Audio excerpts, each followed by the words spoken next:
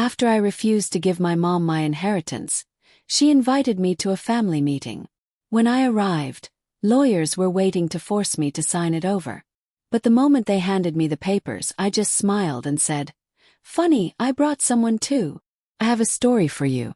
It's about how an inheritance, a gift that should have brought peace, turned into a bitter war zone. And the person leading the charge against me, my own mother, who suddenly reappeared, ready to fight for a fortune she didn't earn.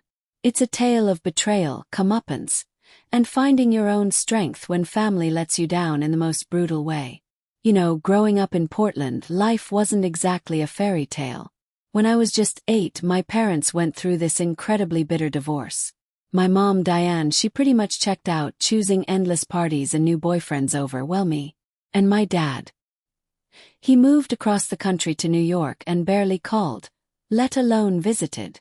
It was my grandpa Harold Mitchell who stepped in, becoming my absolute rock. Grandpa Harold was this incredible self-made man. He built a construction company from nothing. Didn't have much formal education, but he understood people and business in a way that always amazed me. After the divorce, he convinced my mom it'd be temporary for me to live with him while she sorted herself out. That temporary arrangement. It became my permanent childhood home, and honestly, I couldn't have been more grateful. Our modest 3-bedroom house in the suburbs became my sanctuary. My bedroom overlooked the backyard with this massive oak tree, where Grandpa built me a treehouse when I was 9. He'd tell me, "Becky, this is your thinking spot. When life gets too noisy, climb up here and listen to the quiet." Some of my fondest memories are our weekend fishing trips to Trillium Lake. He'd wake me before dawn. We'd drive in his old Ford pickup, stopping at the same diner for pancakes before hitting the water. "Fishing teaches patience," he'd say. "And life rewards those who know how to wait for the right moment." He was teaching me about so much more than just catching trout. I just didn't realize it then. When I struggled with math homework, Grandpa would sit with me for hours, never losing patience. "Numbers tell stories if you know how to listen," he'd explain. By high school, I was helping him with the books for his business on weekends. That's where my love for accounting began. Watching columns of numbers transform into a clear picture of success or failure under my grandfather's guidance. Meanwhile, my mother's visits became increasingly rare. She'd show up with extravagant gifts around Christmas or my birthday, always with a new boyfriend in tow, but never staying long enough to have a real conversation. She'd marvel at how much I'd grown, promise we'd spend more time together, then disappear for months. Grandpa never spoke ill of her in front of me, but his tight-lipped expression whenever she canceled plans said everything. "Your mother loves you in her way," he'd tell me. "Some people aren't built for everyday caring. They're more like fireworks, bright and exciting but brief." I tried college right after high school, enrolling at Portland State to study business. But halfway through my sophomore year, financial reality hit hard. Even with scholarships and working part-time at a coffee shop, I couldn't make ends meet. Grandpa offered to help, but his business had taken a hit during the recession, and I couldn't bear to add to his burdens. So I dropped out, planning to return when I'd saved enough. I found a full-time job as a bookkeeper assistant, moved into a tiny apartment with 2 roommates, and started putting away whatever I could. "Education never expires," Grandpa assured me. "Sometimes the path winds a bit before reaching the destination." 3 years later, with his encouragement, I enrolled again, this time pursuing accounting. I was more focused, more determined, and honestly a better student at 23 than I had been at 18. Then came the phone call that changed everything. Grandpa had gone for a routine checkup, only to be diagnosed with stage 4 pancreatic cancer. The prognosis was grim. Months, not years. I immediately moved back into my childhood home to care for him. My courses went online where possible, and my professors worked with me on the others. Those final months were precious and heartbreaking. We had conversations we'd never had before, about life and death, regrets and pride. "I've had a good run," he told me one evening as we sat on the porch swing, watching the sunset. "Built something from nothing, loved deeply, and had the privilege of raising you. That's more than most get." As he grew weaker, our roles reversed. I helped him with medications, prepared his meals, and read to him when his eyes tired too quickly. During one particularly lucid moment, he gripped my hand with surprising strength. "Rebecca," he said, using my full name as he always did for serious matters, "I'm leaving everything to you. Not because you've cared for me, though I'm grateful, but because you'll honor what I've built. Promise me you'll use it wisely. Don't let your mother waste it on her schemes and dreams." I promised through tears, though the inheritance wasn't on my mind, only the imminent loss of the person who had been my true parent. Grandpa passed peacefully in his sleep 2 months later as I held his hand, having dozed off in the chair beside his bed after reading him The Old Man and the Sea, his favorite. The funeral was a blur of faces, many from the construction industry coming to pay respects to a man known for his integrity. My mother arrived late in a black dress that seemed more appropriate for a cocktail party than a funeral. She hugged me briefly, her perfume overwhelming, before asking in a whisper when the reading of the will would take place. Mr. Goldstein, my grandfather's lawyer and friend of 30 years, held the reading in his office the following week. My mother sat beside me, fidgeting with her bracelet and checking her phone. When Mr. Goldstein revealed that Grandpa had left everything to me, everything, except for $50,000 to my mother, her gasp was audible. "This can't be right," she insisted, color rising in her cheeks. "Harold wouldn't do this to me.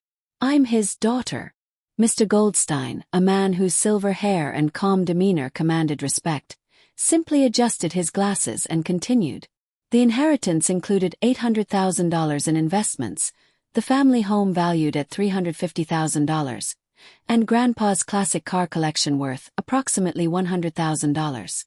There were also personal items of sentimental value: his watch, fishing gear, and the family photo albums he'd meticulously maintained. My mother stormed out before Mr. Goldstein finished, slamming the heavy oak door behind her. He then handed me a sealed envelope, a personal letter from Grandpa to be read privately. That night, alone in what was now my house, I opened his letter. In his familiar handwriting, slightly shaky from his illness, he explained his decision. He detailed years of lending money to my mother that was never repaid, bailouts from gambling debts, and even selling valuable family heirlooms to fund her lifestyle. The letter ended with words I'll never forget. "You were not just my granddaughter, but the daughter of my heart. Trust yourself as I have trusted you." I was 27, had just completed my accounting degree, and was working in entry-level position. The inheritance meant security, opportunity, and a chance to honor Grandpa's legacy, not instant luxury or escape from responsibility, as my mother might have chosen. The first call came 3 days after the funeral. My mother, suddenly concerned about medical bills that needed immediate attention. When I asked for details, the story changed to needing a new car because hers had broken down. I offered to look at the car and help find a reasonable replacement if necessary. She declined and hung up. This was just the beginning of what would become an increasingly aggressive campaign to get her hands on my inheritance. The temperature outside matched my mood, cold and growing colder. My mother made her first unannounced visit to the house exactly 3 weeks after Grandpa's funeral. I was sorting through his files in the home office when the doorbell rang repeatedly, followed by insistent knocking. "Rebecca, open up. It's an emergency." My mother's voice carried through the door, pitched with urgency that immediately set my heart racing. I rushed to open it, imagining accidents or illness, only to find her perfectly fine, if slightly disheveled. She brushed past me into the house, her designer purse clashing with her worn jeans and hasty ponytail. "Thank God you're home," she said, surveying the living room with quick, assessing eyes. "I need your help with something urgent." That emergency turned out to be her desire for a facelift and tummy tuck combination that her current boyfriend had supposedly promised to fund, but was temporarily facing cash flow issues.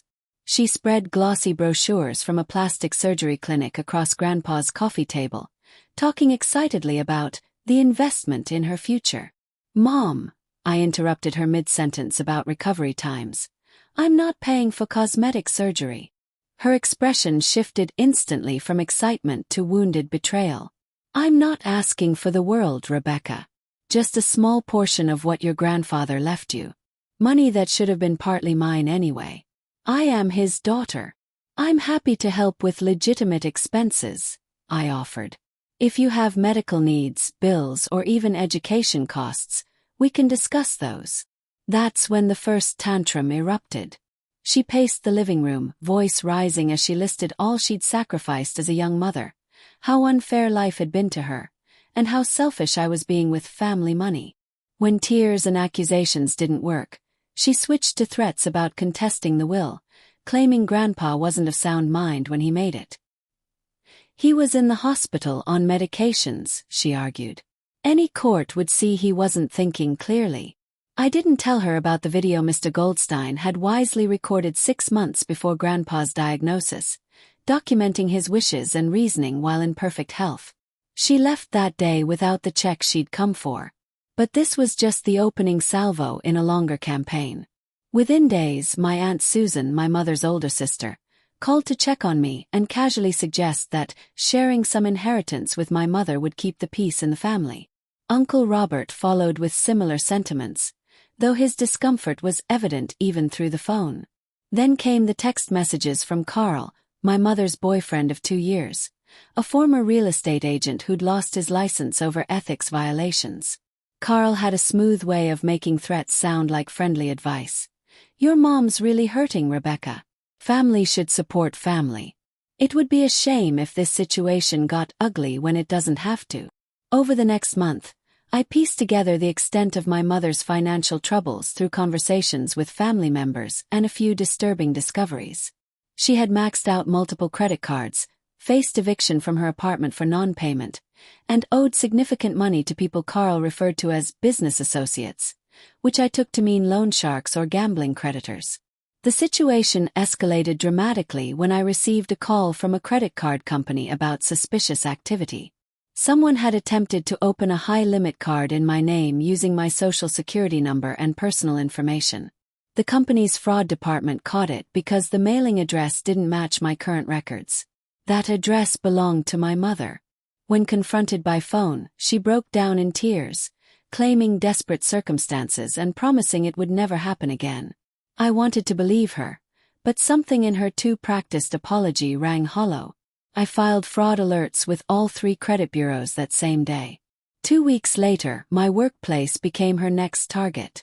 I was in a meeting with clients when our receptionist, Lindsay, interrupted to tell me my mother was in the lobby, insisting it was an emergency.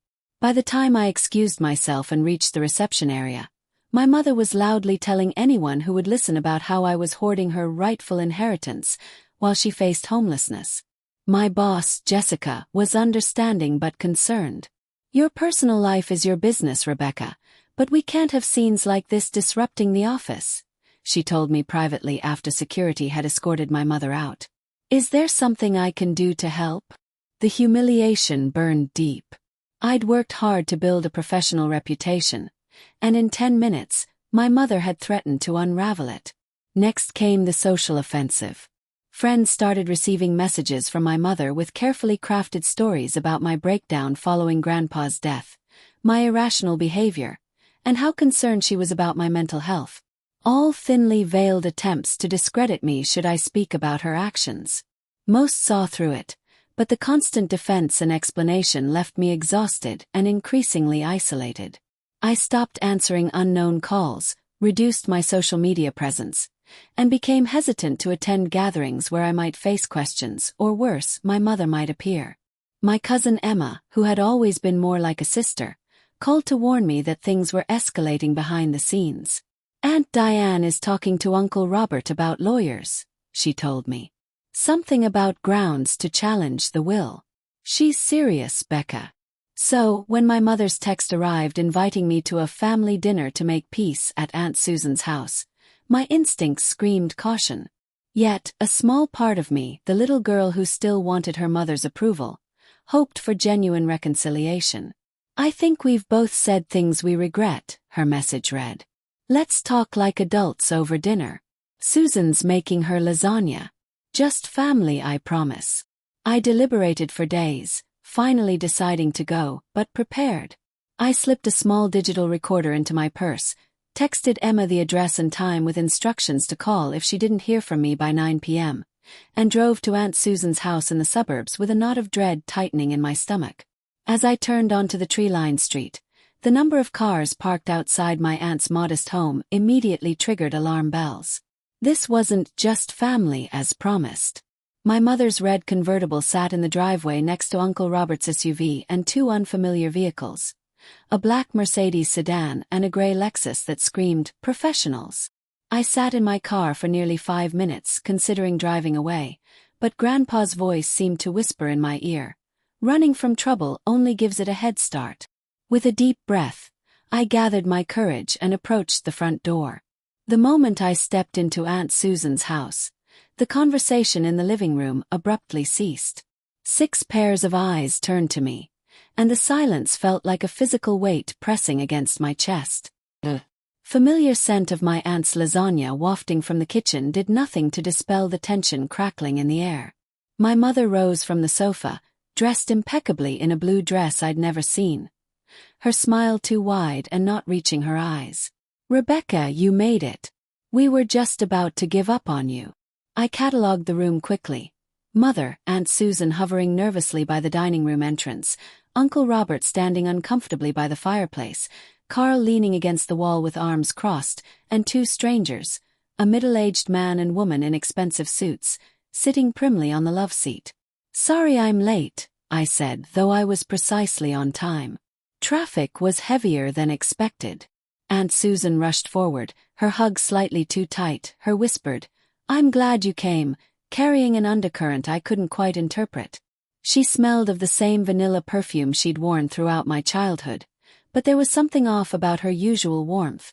"Rebecca, I'd like you to meet some friends of the family," my mother said smoothly, gesturing to the suited strangers.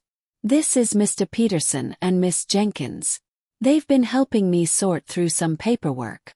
Mr. Peterson stood, offering a manicured hand and a practiced smile.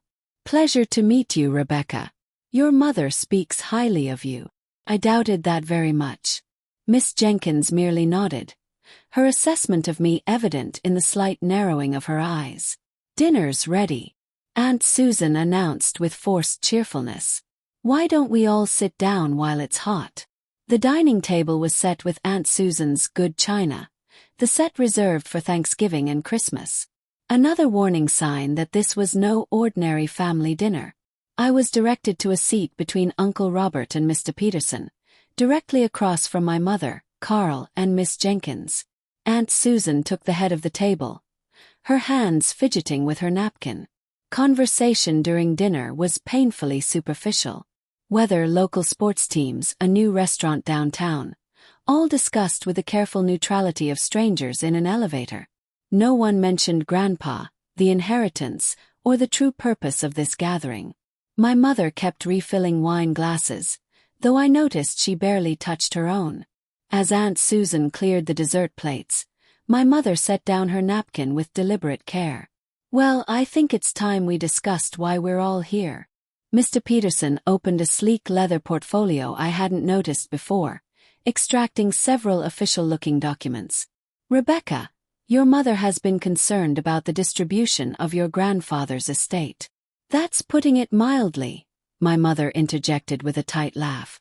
"We've prepared some documents," Miss Jenkins continued smoothly, "that would create a more equitable arrangement for the family."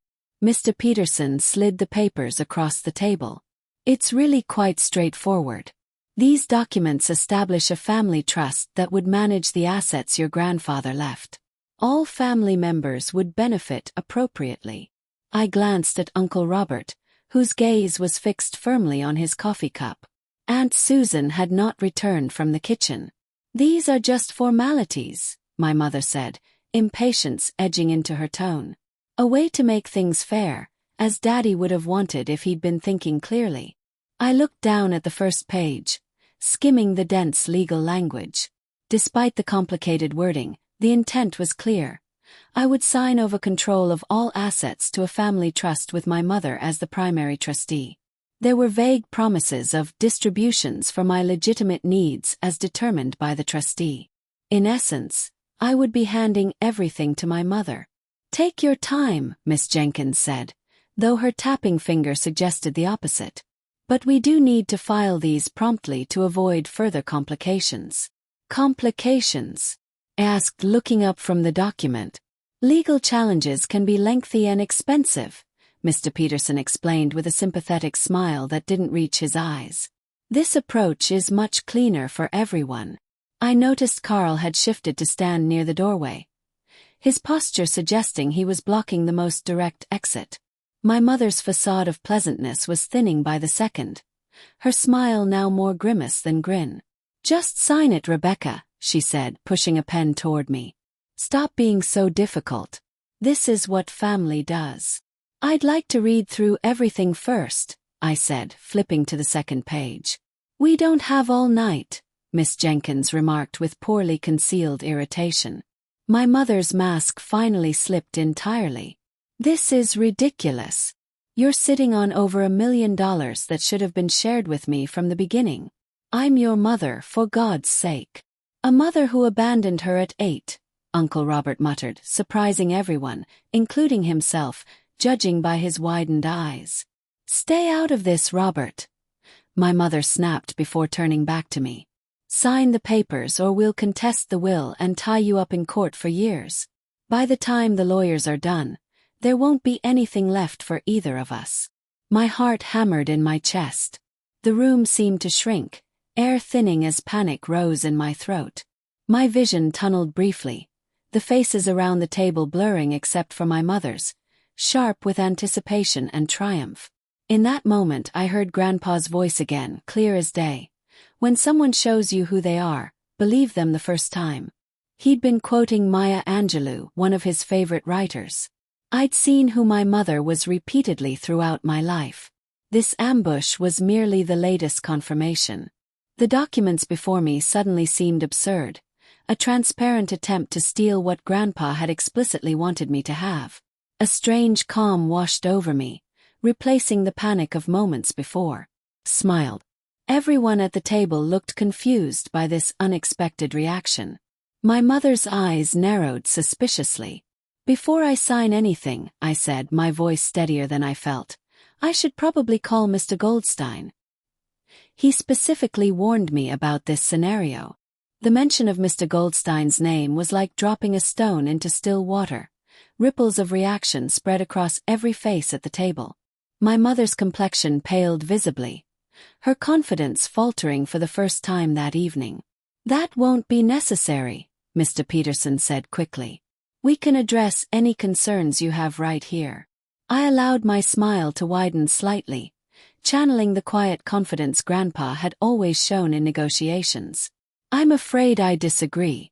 You see, Mr. Goldstein and I had a very specific conversation about the possibility of my mother attempting to contest the will or pressure me into relinquishing the inheritance." I turned directly to my mother. "He showed me the provisions Grandpa included precisely to prevent this situation. Did you know that if you formally contest the will, your $50,000 inheritance automatically goes to the Children's Hospital Foundation?" Grandpa thought of everything. Miss Jenkins and Mr. Peterson exchanged glances, a silent communication that suggested this was news to them. "That's ridiculous," my mother sputtered, but the uncertainty in her voice betrayed her. I reached slowly into my purse, noting how everyone tensed as if I might pull out a weapon. Instead, I placed my small digital recorder on the table, its red light blinking steadily. "I've been recording since I arrived," I said calmly. "Oregon is a one-party consent state for audio recording, which means I don't need permission from anyone else in this conversation." Carl stepped forward from his position by the door. "You can't do that. I also have documentation of every attempt my mother has made to harass me about the inheritance," I continued, pulling out my phone, "including the text from you, Carl. That could easily be construed as extortion. My lawyer suggested we might have grounds for a restraining order, especially after the scene at my workplace." I scrolled through my phone casually. Speaking of lawyers, mine is waiting for my call. I told him I'd check in by 9 o'clock to let him know everything was okay. That's about 10 minutes from now. The confidence around the table was dissolving rapidly. Mr. Peterson closed his portfolio with a snap. Miss Mitchell, it seems there's been a misunderstanding about the purpose of tonight's meeting. Has there? I asked, producing one more item from my purse. A folded copy of Grandpa's will, which I'd begun carrying with me everywhere. Because this document is very clear about my grandfather's intentions. Would you like me to read the relevant section? It's quite specific. Without waiting for a response, I unfolded the document and found the passage I'd practically memorized. I leave the remainder of my estate, including my home, investments, business interests, and personal property, to my granddaughter Rebecca Mitchell, who has been the joy of my life, and whose judgment I trust implicitly. I make this bequest with full knowledge of my daughter Diane's expectations, which I have chosen not to fulfill due to her persistent financial irresponsibility and disregard for family obligations. I looked up. There's more, including a detailed letter explaining his decision that's been filed with the probate court. The silence that followed was profound. I reached back into my purse and withdrew an envelope, the personal letter Grandpa had left me, which I'd brought on instinct. He wrote me a private letter too. Would you like to hear part of it? Again, I didn't wait for permission. Rebecca, I know Diane will likely try to convince you I was unfair or confused when making these decisions. The truth is simpler. Over the years, I've given your mother more than $300,000 to cover debts, bail her out of failed ventures, and fund her lifestyle. None was repaid. The last straw came when I discovered she had taken your grandmother's jewelry, pieces I'd saved for you, and sold them for gambling money. My mother's face contorted with rage and embarrassment. He had no right to tell you that. He had every right, I countered quietly, just as I have every right to honor his wishes by refusing to fund the behavior that disappointed him so deeply. I gathered my belongings and stood. I'm leaving now. Here's what happens next. You all leave me alone. No more surprise visits, no calls to my workplace.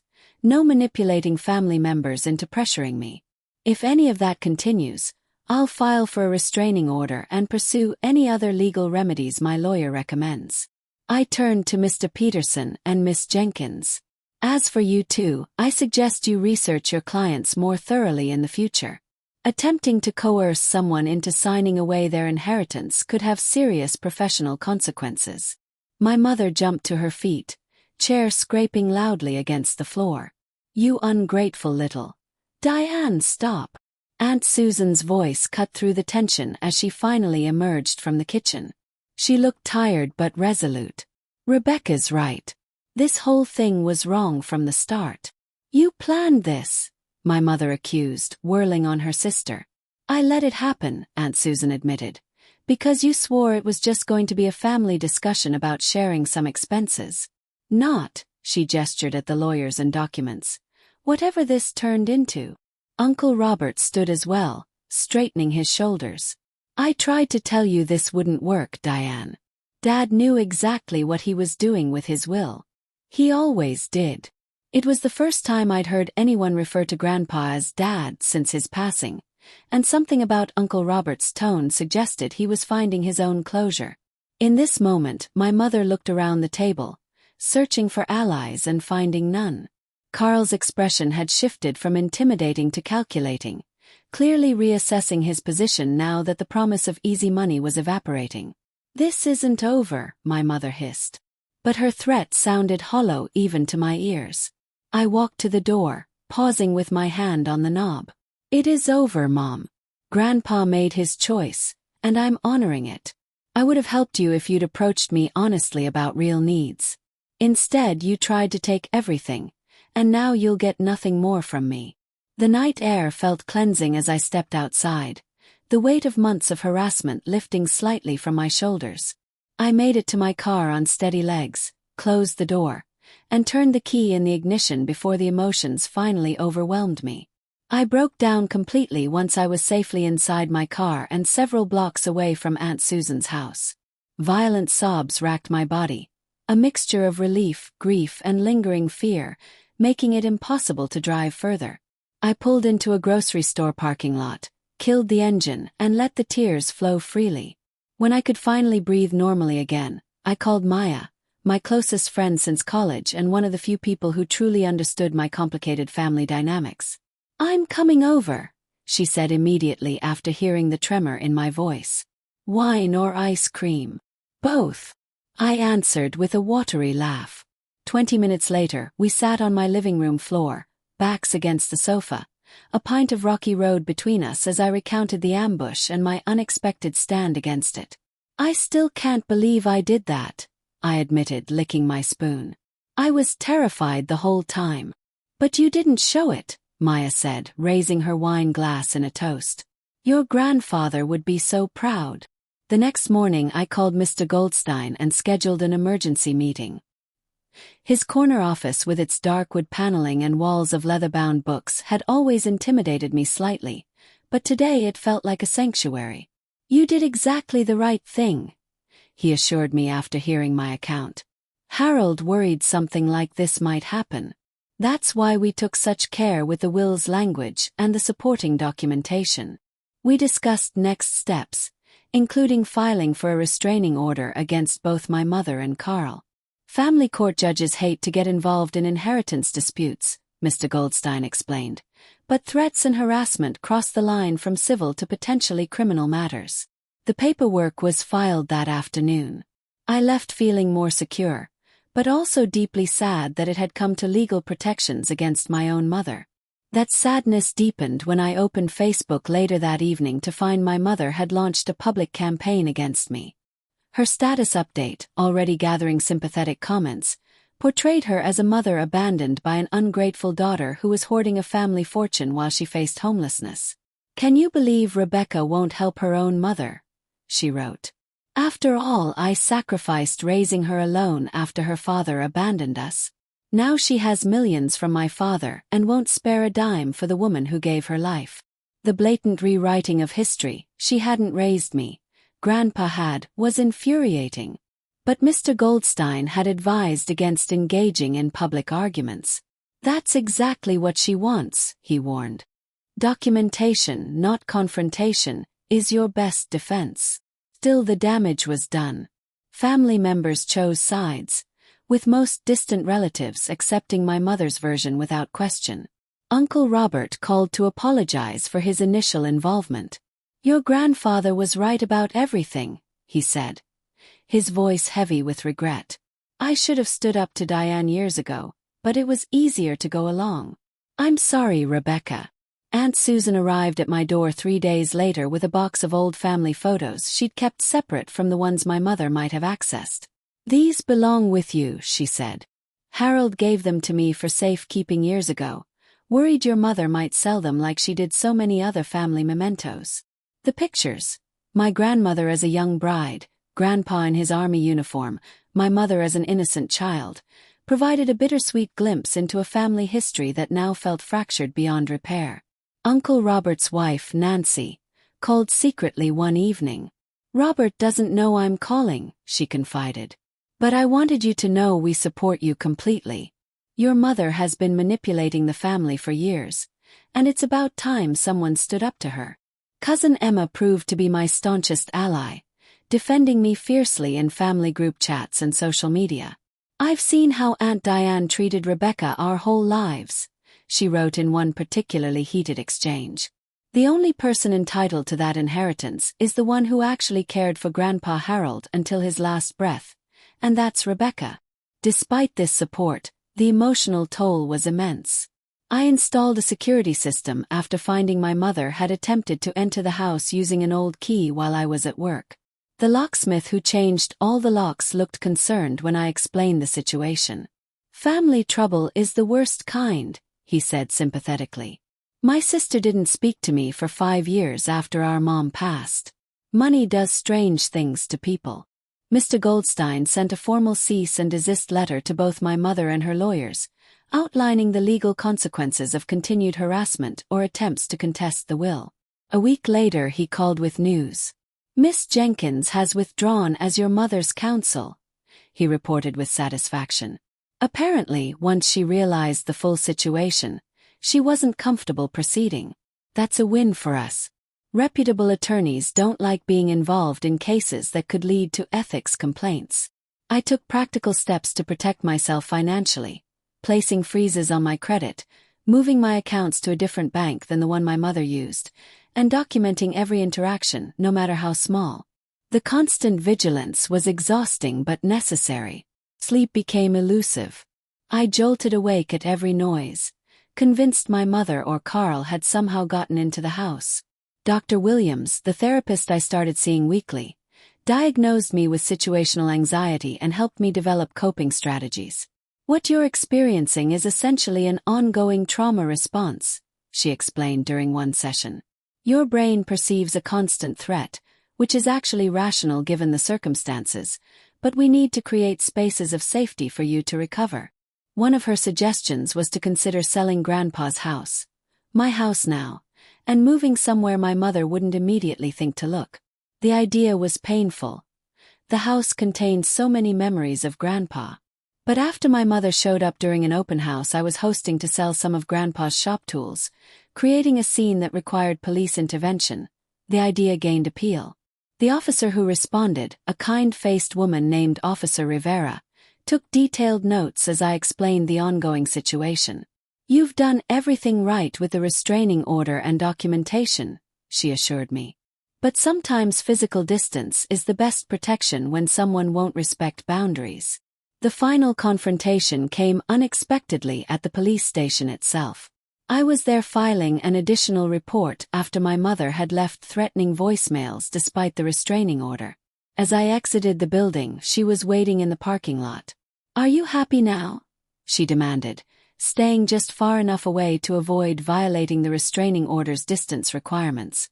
"You've turned the whole family against me, stolen what should have been mine, and now you're trying to have me arrested." I said nothing, fishing for my keys while keeping her in my peripheral vision.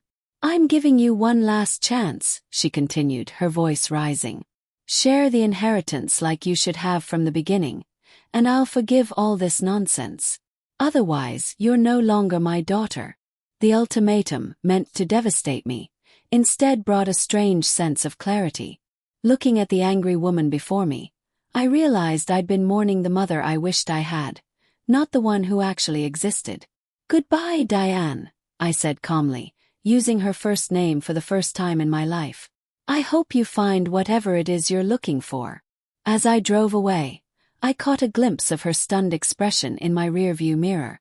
It was the last time I would see her for nearly 2 years.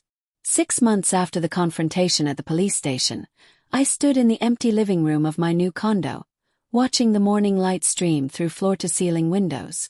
The space was nothing like Grandpa's cozy, slightly cluttered home. It was modern, secure, and most importantly, my mother had no idea where to find me. I had sold the family house to a young couple expecting their first child. The husband was a contractor who appreciated the solid craftsmanship and promised to preserve the character while updating the systems. It felt right somehow that another family would fill those rooms with new memories. The proceeds from the sale, combined with some of the investment funds, allowed me to put a substantial down payment on this 2-bedroom condo in a secure building with underground parking and a doorman. I donated most of Grandpa's furniture to veterans organizations, but kept special pieces. His reading chair, the oak desk where he taught me bookkeeping, and the handmade quilt my grandmother had created that had covered his bed throughout my childhood. Professional security wasn't my only motivation for moving. I had also decided to start my own accounting practice, focusing on small businesses and contractors like Grandpa. The second bedroom became my home office, with his desk as its centerpiece. Mitchell Financial Services launched with 5 clients, former business associates of Grandpa's, who trusted his judgment enough to give his granddaughter a chance. Their recommendation brought others, and within months, I was busy enough to consider hiring an assistant. To honor Grandpa's memory in a more public way, I established the Harold Mitchell Scholarship for Trade Education, providing funding for students pursuing careers in construction and skilled trades. The first recipient was a single mother studying electrical work, who reminded me of the determination Grandpa had always admired. Dr. Williams continued to help me process the trauma of my mother's betrayal and the complicated grief of losing both my grandfather and any illusion of a healthy relationship with my mother. "Grief isn't just about death," she explained during one particularly difficult session. "It's about the loss of what might have been. The futures we imagine that can never happen now." I grieved the mother I'd never really had, the one who might have protected and nurtured me instead of seeing me as a means to financial gain. That grief was necessary before real healing could begin. Maya remained my steadfast support, dropping by with takeout on nights when client work kept me late and insisting on mandatory fun days when she sensed I was working too hard. Her perspective as someone who had watched my relationship with my mother deteriorate over years helped validate my decision to maintain distance. "You gave her so many chances," Maya reminded me over Thai food one evening. "At some point, protecting yourself isn't selfish, it's survival." A new relationship also entered my life unexpectedly. Thomas, a civil engineer who had consulted on one of my clients' projects, asked me to coffee after our third professional meeting. His quiet intelligence and genuine interest in my thoughts rather than my circumstances was refreshingly different from previous relationships. When I finally told him about my family situation after several weeks of dating, his response was simple but profound. "Thank you for trusting me with that story. It explains your strength." With Thomas, I began exploring hobbies Grandpa had always encouraged, but I'd never found time for. Photography became a particular passion, with weekend trips to capture Oregon's stunning landscapes. Grandpa had been an amateur photographer himself, and using his old Nikon camera connected me to him in a new way.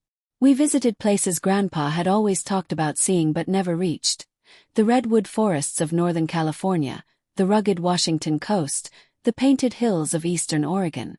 I brought his fishing hat along on these journeys, sometimes placing it in photos as a silent acknowledgement of his continued presence in my life.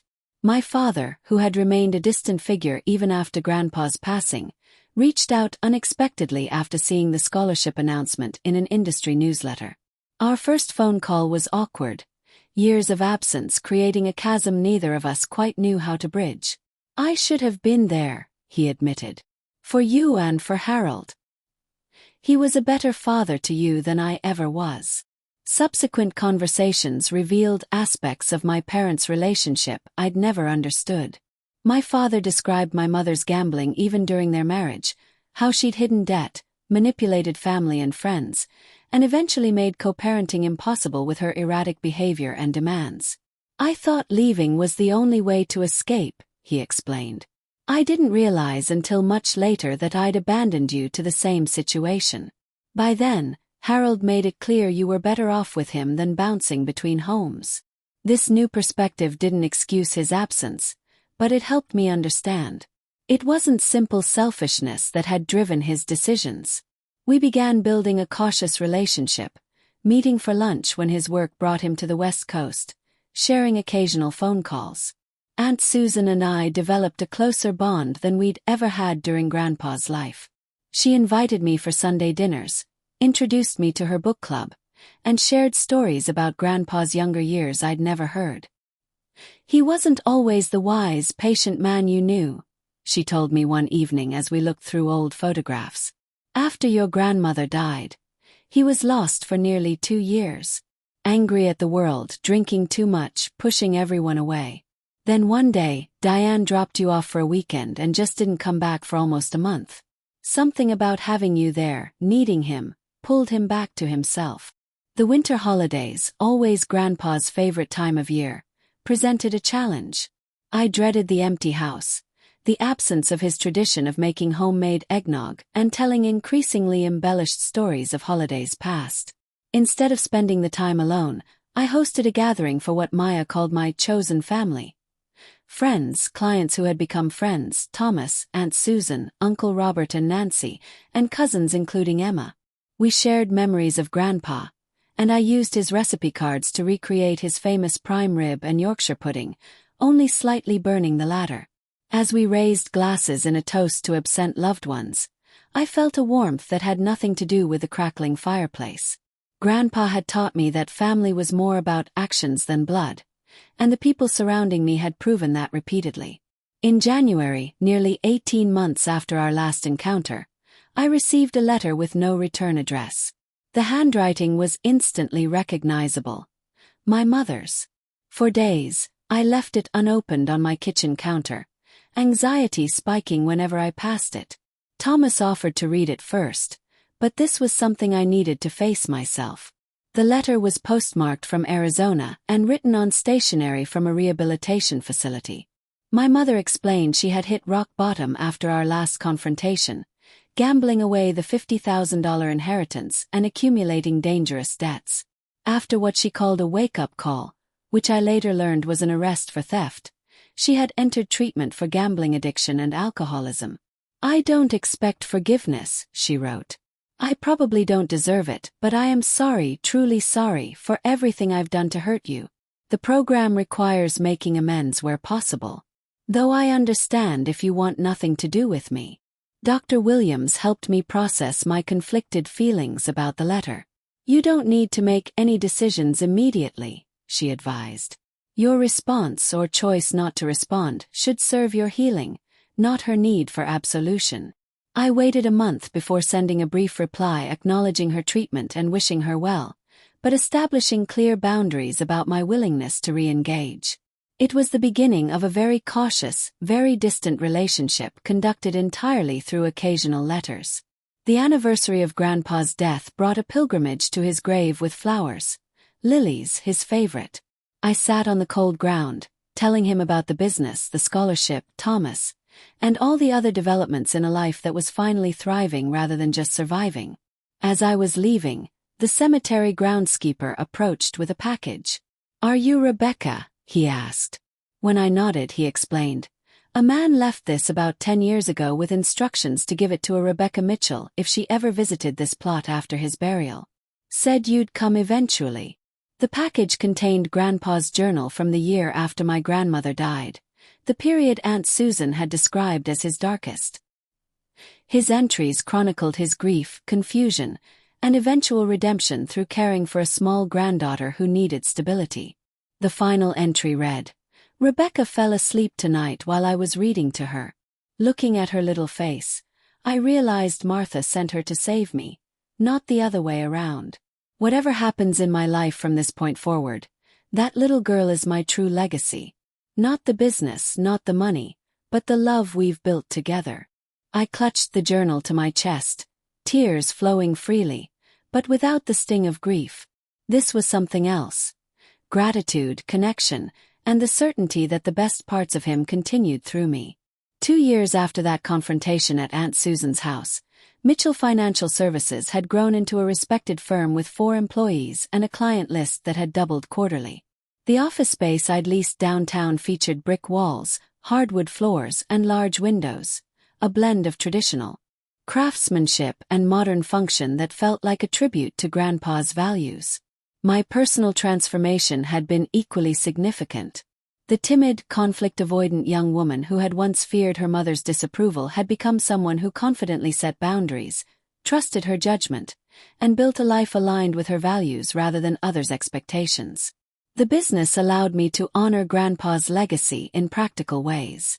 We specialized in helping small construction companies and skilled tradespeople manage their finances, offering sliding scale rates for startups founded by women and minorities.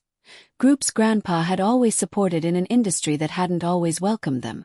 The Harold Mitchell Scholarship had expanded to support 5 students annually, and I regularly visited trade schools to speak about financial literacy for small business owners. Seeing young people pursue careers similar to my grandfather's with enthusiasm and pride was profoundly satisfying. My relationship with my mother had evolved into something neither of us could have predicted. After completing her rehabilitation program, she had remained in Arizona, finding work as an administrative assistant at a senior living community. Our communication, once limited to occasional letters, had gradually included phone calls on birthdays and major holidays. There was no pretense of a complete reconciliation or a return to conventional mother-daughter closeness. Too much damage had occurred for that. Instead, we had established a careful relationship based on clear boundaries and limited expectations. "I'm not the mother you deserved," she acknowledged during one phone call. "I can't change the past, but I'm trying to be someone who at least doesn't make your present worse." It was perhaps the most honest statement she'd ever made to me, and I appreciated it more than declarations of maternal love that had proven hollow throughout my childhood. When she asked if she could visit Portland, I suggested meeting at a restaurant rather than my home, a boundary she respected without complaint, another sign of genuine change. Our lunch was awkward but civil, the conversation carefully navigating around trigger topics like money or Grandpa's will. Before leaving, she handed me a small box. "I found this in a pawn shop in Phoenix," she explained. I recognized it immediately. Inside was my grandmother's pearl bracelet, one of the pieces my mother had sold years earlier for gambling money. The effort to find and repurchase it, while a small gesture compared to the harm done, represented more meaningful amends than grand apologies or promises. Aunt Susan had gradually become the maternal figure I'd always needed. Our Sunday dinners evolving into a cherished ritual.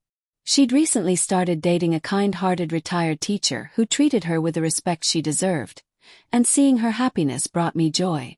"Your grandfather would be so proud of how you've handled everything," she told me one evening as we washed dishes side by side. "Not just the business success, but the way you've maintained your compassion while protecting yourself." Uncle Robert and I had developed a comfortable relationship built largely around memories of Grandpa and appreciation for craft beer. He'd become an unexpected ally in preserving family history, digitizing old photos and recording family stories for future generations. Thomas had become my partner in every sense, moving into the condo after a year of dating. His pragmatic approach to problems balanced my occasional tendency toward anxiety, while my emotional intelligence helped him navigate complicated family dynamics of his own. When he proposed during a weekend photography trip to the coast, using Grandpa's fishing spot as the backdrop, the moment felt blessed by a presence I couldn't see but deeply felt. My engagement ring wasn't a traditional diamond, but a sapphire set in my grandmother's gold band, another family piece Aunt Susan had protected from my mother's financial desperation years earlier. Cousin Emma, who had stood by me throughout the inheritance drama, was the first person I called with the news.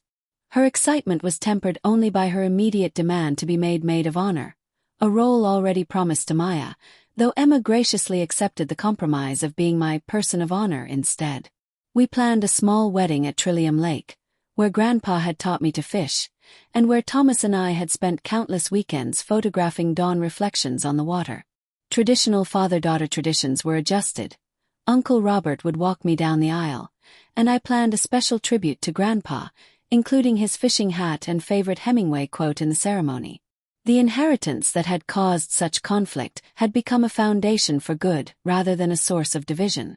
Beyond the scholarship program, I'd established a habit of anonymous giving to causes Grandpa had supported: veterans organizations, literacy programs, and vocational training initiatives.